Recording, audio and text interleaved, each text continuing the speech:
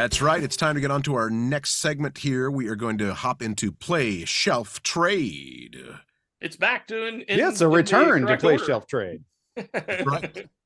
And so for this one, in honor of talking about Settlers of Catan or Catan, or man, I'm never going to get that right because all of us pronounce it differently. This is a total tangent. I'm sorry, but we need a poll. Set it up in the comments below for this episode. I want to know how you say it.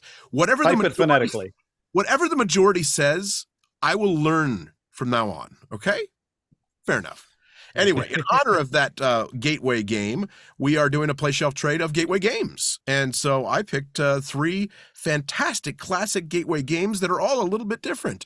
The iconic and classic tile layer, Carcassonne, which is one of my all-time favorites. The more of a modern classic, Splendor, that has become just a staple for almost anyone that I talk to about board games, and even those that aren't hobbyists. And then, of course, the classic now party game, Codenames, which is just also a fantastic winner for all. So I guess I'll start things off myself and tell you what I'm going to play shelf and trade. What I'm going to play, I'm probably going to play Codenames. I feel like a good game of Codenames is a great icebreaker at a party. I feel like it's a lot of fun.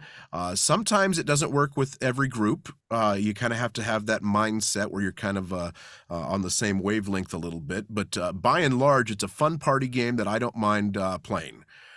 Is it something I want to play all the time? No, but I would love to play it. As far as what I'm going to put on my shelf, that will, I think, be very obvious to almost anyone out there. And if you guys have any difference than me in this, I'm going to really be disappointed in you, because Carcassonne is a classic. It belongs on the shelf. It's always should be there. It's a fantastic game. And I will say that over the years, I've primarily played it as a 2-player game. It does play with more, but the more players you get, the more downtime there is and the more convoluted it gets. It does okay at 3, maybe 4, but 2 is where it really shines, I feel like. And I feel like it's a game that is right up there with chess for me. It just is this great classic abstract type game of tile making, especially with just the base game. And I know that sounds maybe bland to some people, but boy, I could pull that at any time, and I can get a game in about 15 or 20 minutes, and I love it. And in fact, that's one that I actually love playing with adding a timer on. It makes it fantastic. As far as which one I'm going to trade away, Splendor, I've played it a few times. It's never really stuck with me. It's not been anything great. I even got the Marvel version of Splendor thinking that maybe if I added this theme to it, that it would, make things better. And it's okay. But I just don't have the love for it. I know I sound like Daniel, but I just don't have the love for it that others do. So there's my question. All right. Well, copy so exactly. Is it my turn? Yeah, copy what I said. Gotcha. Wasn't sure. Okay, sorry.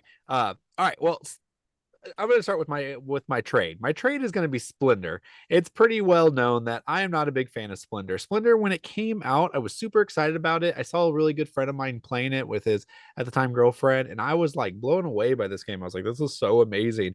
And I went and bought it right away. I played it like 5, 6, 7 times. And then after that, I was like, I don't get this game. Like, I don't know why. Like, it was fun in the moment, and then it quickly faded away. I know some people really love it. My brother-in-law and sister are 2 of those people. They play it all the time and love it. So I get it, but it's not for me. I did not even buy the Marvel themed one. I know, shocking. But what I did buy the Marvel themed one of is Codenames. That's what you're gonna say, Carcassonne. Nope.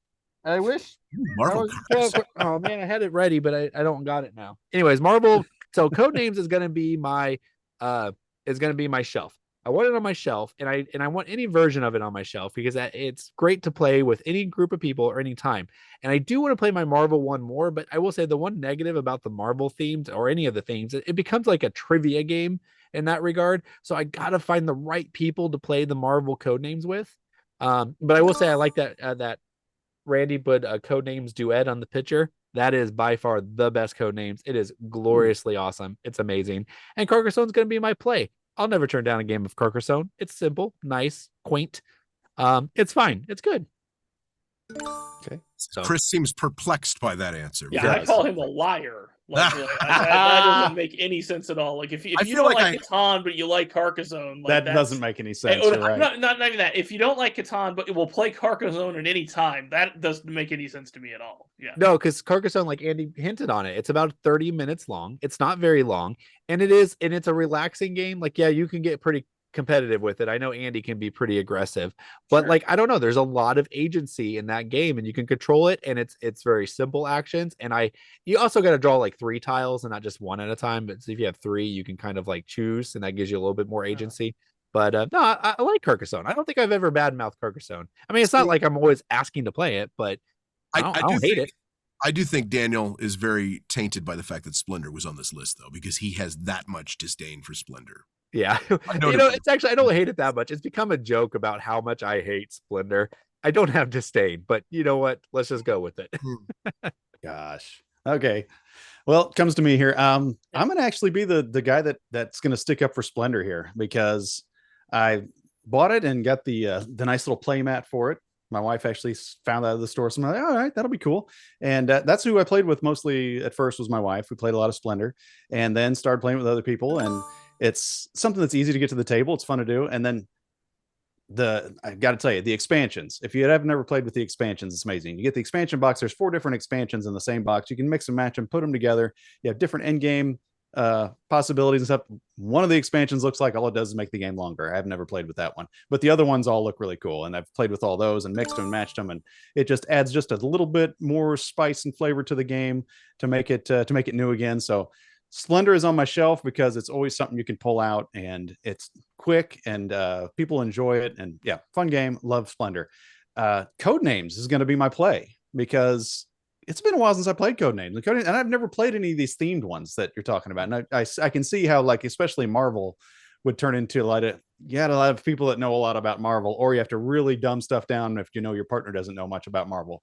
But then Chris had said something about how there's a Codenames After Dark that I was not even aware of, which just sounds like every clue would be, that's what she said, 12. So I don't know. It just seems like that would devolve very quickly. So I don't think I need that one. And speaking of devolving very quickly, my trade is going to be Carcassonne, because it's not because it's such a bad game, but on this list, that's the one that's got to go. I really have I've played it a few times when I was first getting into the hobby, and it's a good enough game, but it's I know Andy likes it a lot. Catan to me is Carcassonne for him. He really loves it, but it's nothing I really ever have to play again. I've said how I hate those little basic meeples anymore. I want my good custom meeples. I know they were the original, so it was cool when they did it, but something's got to go, so it's got to be Carcassonne. The original meeple. There you go. The OG. Speaking of the OG, here's Chris. That's right. So in honor of Adam Cole coming back on AEW again, off of the injury list, so to speak, it is time for another episode of Story Time with Chris, baby, as Adam Cole says. So Splendor. All right. We all know my feelings on Ticket to Ride, okay? And my problems with Ticket to Ride are I play trains, I take cards, or I take cards. And that's not interesting or fun to me. Splendor comes out, and I'm like, this game's really cool. I really like it. I play it like over and over. I buy it. I am in love with Splendor. I think it's just the best. And then one day, I'm in the shower, right? And you always have the best thoughts in the shower. And it dawns on me. In Splendor, I take cards, the chips, or I take the chips, or I reserve a card, or I play a card. And I was just like, like the classic Tobias crying in the shower meme from Arrested Development. I had myself a good ugly cry in the shower when I realized that my game was just wrecked. It was everything I hated about Ticket to Ride was what Splendor was. So in that moment, much a gnashing of teeth happened by me, and and I had to move on from Splendor. So that's right now. That's the trade. It's just I can't stand that game. It just whenever I look at it, it makes my heart hurt. So and then my shelf is going to be Codenames because. Like John was alluding to, I like it. It's a good party game. It's interesting. It's good games for people who aren't gamers. That you can. It's a good game to bridge the gap between the gamer and the non-gamer. So it's because it's intuitive for them, but still interesting for us. So I like that a lot. But yeah, the After Dark, the adult version or whatever it's called, that one should just be called hard mode because again, like he alluded to, like anything can be an innuendo, right? And so it's impossible to say something without it being in like someone thinking it's something else on the screen, like you just did. So, yeah, right, exactly. So like, seriously, it's like it should just be called hard mode, which again is an innuendo itself. Sure. But I'm telling you, it's just really difficult, much more difficult than any other version. And then Carcassonne, I want to play it. It's been a while since I played it, and apparently I can get a game in with Daniel, even though I think he's a giant liar. So I want to play Carcassonne. I like it. I agree with Andy that just the base game, like all base game and the river, which is the base game in my opinion, like all the other ones, like the dragon and the catapult and all the old maid added in or something. I don't know. There are so many expansions that were stupid. So I love Carcassonne, and that's my play. And Codenames on the shelf. And Splendor, I don't even want to look at you anymore. You make me cry. Poor Splendor. I am curious. Has anybody played the catapult expansion on Carcassonne? I don't know. Maybe just I didn't know it existed. No, it's a legitimate thing. Like I don't know what provokes it, but you have but you literally launch the meeple onto the board somehow, and that's part of the game. I was given it as a gift. Apparently, a Rander. What you were? Did you play it? I returned it. Why? Because I was just like, I love me some Carcassonne, but dexterity is not something I need in my Carcassonne. What were the rules? Was it just where it lands? Like you think he opened it there or something? I didn't even open it. Yeah. But Randy says he has it. Our producer behind the scenes says he has it. Oh, we're going to play that. We got to play that. I just heard him say he plays it. I didn't know if he knows it. We gotta do it. Yeah. He owns it.